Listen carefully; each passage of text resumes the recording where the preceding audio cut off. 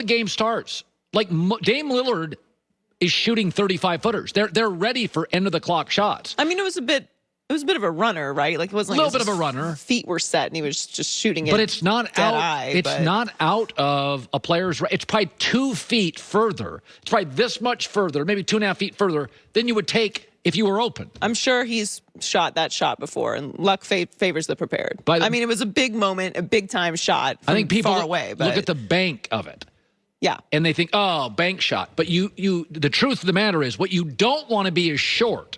So you either want it to go straight in, but when you do shoot a 35-footer, go long on it because you get the bank in or the straight. What you don't want to be is short. Right. So I think it was very planned and amazing. I thought it was incredible. It was a really good moment. And I think UCLA, for the most part, I saw like Bill Walton's response. Like, it's an awful, heartbreaking way to lose, but it was an unbelievable game. And in that moment, like, what can you say? Like, he left it all out in the court, and he made an unbelievable shot. Yeah, it used to be that I used to think I'd rather just get blown out and the game is over. But I think as I've aged, I want you to respect me if you beat me. Yes.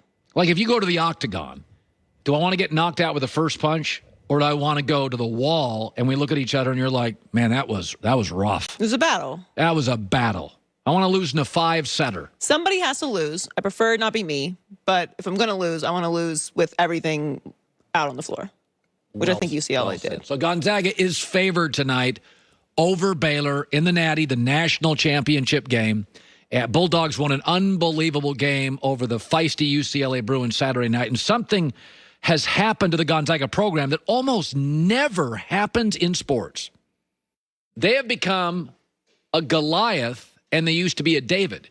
And I can't think of another sports team, pro or college, men or women, that's ever happened. Think about this. There's a reason the Yankees and the Celtics and the Lakers and Ohio State football and Alabama and Oklahoma and Kentucky and Kansas, there's a reason they're Goliath. They have a money advantage, a history advantage, a glamour advantage, a city advantage, a geographical advantage, an owner advantage, whatever it is. There's a reason they got there. Now, they may hire the wrong coach and be down for a while. Bama was.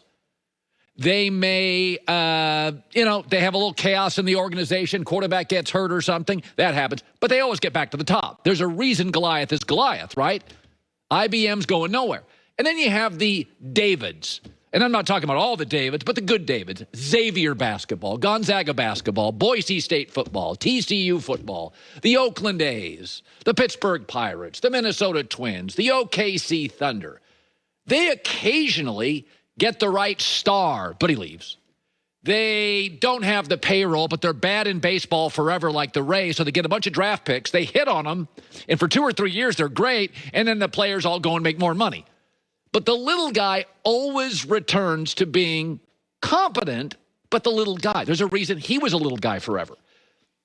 Small payroll, unglamorous town, don't attract free agents, whatevs. But then there's Gonzaga. David to Goliath. They are the best college basketball team in America. Okay, in the last 6 years. Well, what about the conference they play in? Who cares? In the last 6 years, they have more wins in the tournament than anybody.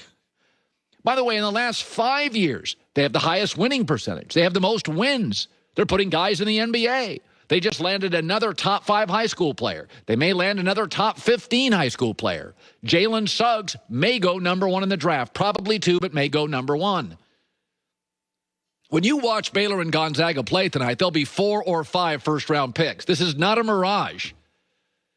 This is the rare story where the Rays become the Yankees. What? Okay, for 4 or 5 years, they're not slowing down. Mark Few is young, in great shape. He's not going anywhere. They don't cheat in their recruiting.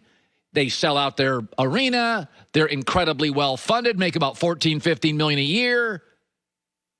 Players love them. They get NBA guys. They have a great system. Not Duke, not Kansas, not Syracuse, not Kentucky, that are a revolving door sometimes of players. 5 straight 30-win seasons never happened. Now, some of that is the conference they play in. But they are the best basketball program in America right now, the best college basketball program. I'm not sure. Kentucky didn't make the tournament. Louisville didn't make the tournament. Duke didn't make the tournament. They'll try for history tonight, and I can't wait. You just don't see it very often. There's a reason favorites are favorites. They've had an advantage, and they may go down, but Oklahoma football, they may hire the wrong coach. They fly back. Alabama hires the wrong coach. They fly back. The passion, the money, the glamour, the history, the funding, whatever it is, phenomenal. So I just bought an iPhone 12. And literally Joy couldn't beside herself. And the iPhone 12 does everything. It's my camera. It's my calendar. It's my music. It's my alarm. It's my Rolodex. It's my navigation. I had to write it down. It's my music. It's my wallet. It is everything. I mean, it is. It is everything. They have a portrait setting on the pictures. You can do a movie on your phone. You can do it with my dogs. I look like an artist. Okay, and now it used to be my phone had 3 or 4 of these things, and I would still buy it.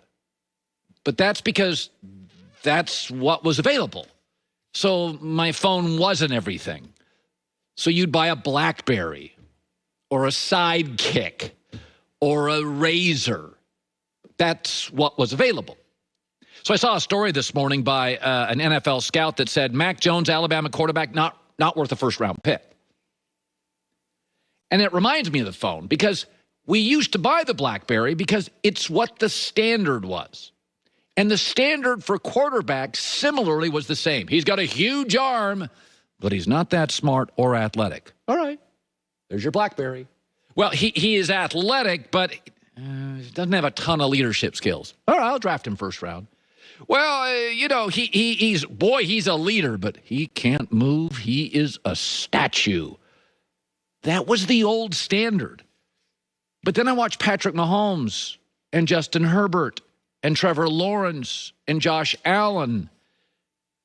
They're the iPhone.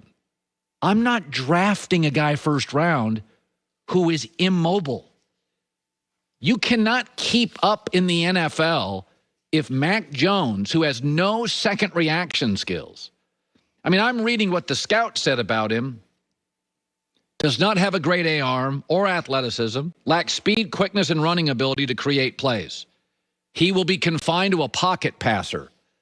Where is that working? So it's like, listen, the standard for phones has changed. You can't keep up if you got something like a Razor or a Sidekick. It just doesn't do enough. And I kind of feel like that with Mac Jones. I wish the kid well, but it's why I would have moved off Tua. I mean, you can see instantly with Herbert and Mahomes and Allen and like